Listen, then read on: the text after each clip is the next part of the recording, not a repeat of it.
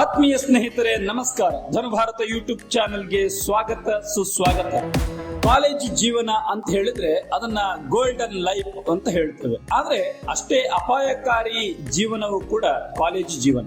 ಯಾಕೆ ಅಪಾಯಕಾರಿ ಅಂತ ಹೇಳಿದ್ರೆ ಹದಿಹರೆಯದ ಸಮಯದಲ್ಲಿ 16, 17, 18ನೇ ಈ ವಯಸ್ಸು ಅದು ಪ್ರಥಮ PUC ಮತ್ತು ದ್ವಿತೀಯ PUC ಕಲಿತಕ್ಕಂತ ವಯಸ್ಸು ಆಗಿರ್ತದೆ. ಆ ಸಂದರ್ಭದಲ್ಲಿ ನಿಮಗೆ ನಿಮ್ಮ ಸೌಂದರ್ಯದ ಬಗ್ಗೆ ಇರ್ತಕ್ಕಂಥ ಅತಿಯಾದ ವ್ಯಾಮೋಹ ಹಾಗೂ ಬೇರೆ ಬೇರೆಯ ಕಡೆಗೆ ನಿಮ್ಗೆ ಇರ್ತಕ್ಕಂಥ ಆಕರ್ಷಣೆ ಬದುಕನ್ನ ಜೀವನವನ್ನ ಹಾಳು ಮಾಡಿ ಬಿಡಬಲ್ಲ ಅಪಾಯವೂ ಕೂಡ ಆ ವಯಸ್ಸಲ್ಲಿ ಇದ್ದೇ ಇದೆ. ಖಂಡಿತವಾಗ್ಲೂ ಪ್ರಥಮ PUC ಮತ್ತು ದ್ವಿತೀಯ PUCಯ ಅವಧಿಯಲ್ಲಿ ನನ್ನ ಇಡೀ ಜೀವನಕ್ಕೆ ಬೇಕಾಗಿರ್ತಕ್ಕಂಥ ಒಂದು ತಳಮಟ್ಟವನ್ನ ಅಥವಾ ಫೌಂಡೇಶನ್ ಅನ್ನ ಹಾಕಬಹುದಾದ ಆ ವಯಸ್ಸಲ್ಲಿ ನಾವು ಯಾವುದರೋ ಸೆಳೆತಕ್ಕೆ ಸಿಕ್ಕು ಜೀವನವನ್ನ ಹಾಳು ಮಾಡಿಕೊಳ್ಳುವ ಉದಾಹರಣೆಗಳು ಬೇಕಾದಷ್ಟಿವೆ. ಆದ್ರೆ ಈ ಸಂದರ್ಭದಲ್ಲಿ ನಾನು ಏನ್ ಮಾಡಬೇಕು, ಹೇಗಿರ್ಬೇಕು, ನನ್ನಲ್ಲಿರ್ತಕ್ಕಂಥ ಗೊಂದಲಗಳು ಮತ್ತು ಆತಂಕಗಳೇನು, ಇದನ್ನೆಲ್ಲ ನಿವಾರಿಸಿಕೊಂಡು ಜೀವನದಲ್ಲಿ ಯಶಸ್ಸನ್ನು ಸಾಧಿಸುವ ಬಗೆ ಹೇಗೆ ಎಂಬುದನ್ನ ಇಂದಿನ ವಿಡಿಯೋದಲ್ಲಿ ತಿಳಿಯೋಣ. ಬನ್ನಿ ಸ್ನೇಹಿತರೆ. ನಾನು ಹೇಗಿದ್ದರೂ ಇತರರಿಗಿಂತ ಮೊದಲು ನನ್ನನ್ನು ನಾನು ಪ್ರೀತಿಸುತ್ತೇನೆ ಎಂದುಕೊಂಡು ಅದನ್ನು ಚಾಚಿಯೂ ತಪ್ಪದೆ ಆಚರಿಸಿ, ಇಲ್ಲದಿದ್ದರೆ ಕೀಳರಿಮೆ ನಿಮ್ಮನ್ನು ಕಿತ್ತು ತಿನ್ನುತ್ತದೆ ಎಂಬುದು ಸತ್ಯ. ಪ್ರೌಢಶಾಲೆ ಮುಗಿದು ಕಾಲೇಜ್ ಮೆಟ್ಟಿಲಿರುವ ಕಾಲಕ್ಕೆ ನಿಮ್ಮ ರೂಪ, ಧ್ವನಿ, ಆಲೋಚನೆ ಹಾಗೂ ದೇಹ ರಚನೆಯಲ್ಲಿ ಗಣನೀಯ ಬದಲಾವಣೆಗಳಾಗುತ್ತಿರುತ್ತವೆ. ಜೊತೆಗೆ ಕನಸುಗಳು ಗರಿಗೆದರಿ ಕುಣಿಯಲಾರಂಭಿಸುತ್ತವೆ. ಮನಸ್ಸೆಂಬುದು ಲಗಾಮಿಲ್ಲದ ಹುಚ್ಚು ಕುದುರೆಯಂತೆ ದಿಗಿಣ ತೆಗೆದು ಓಡಲಾರಂಭಿಸುತ್ತದೆ.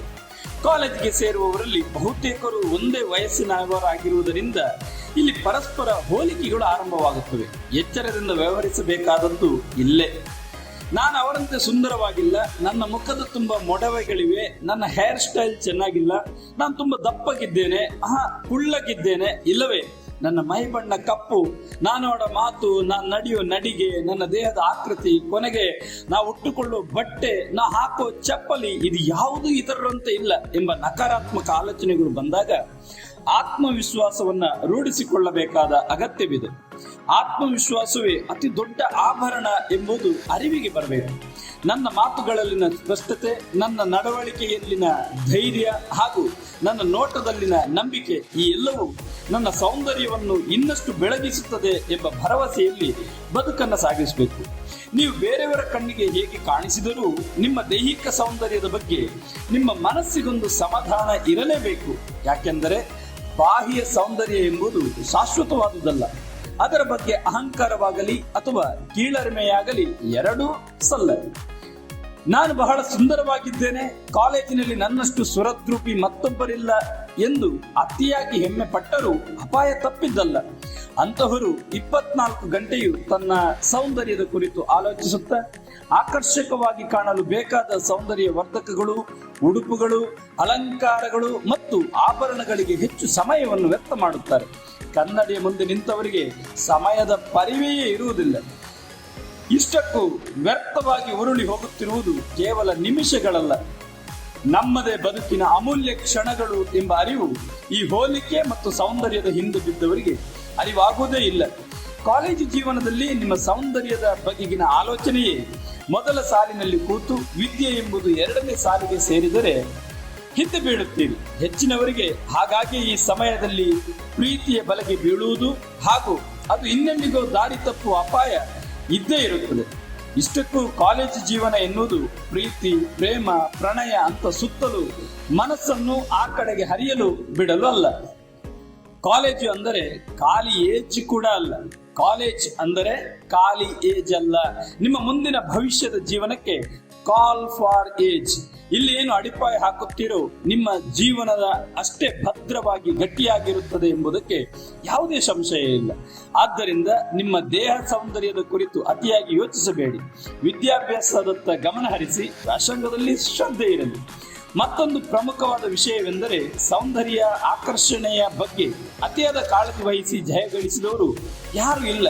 ನಿಮ್ಮ ವ್ಯಕ್ತಿತ್ವದ ಕಡೆಗೆ, ಮೌಲ್ಯಗಳ ಕಡೆಗೆ, ಗುರಿಯ ಕಡೆಗೆ, ಸಾಧನೆಯ ಕಡೆಗೆ ಗಮನ ವಹಿಸಿ, ನೀವು ಜಯಶೀಲರಾಗುತ್ತೀರಿ.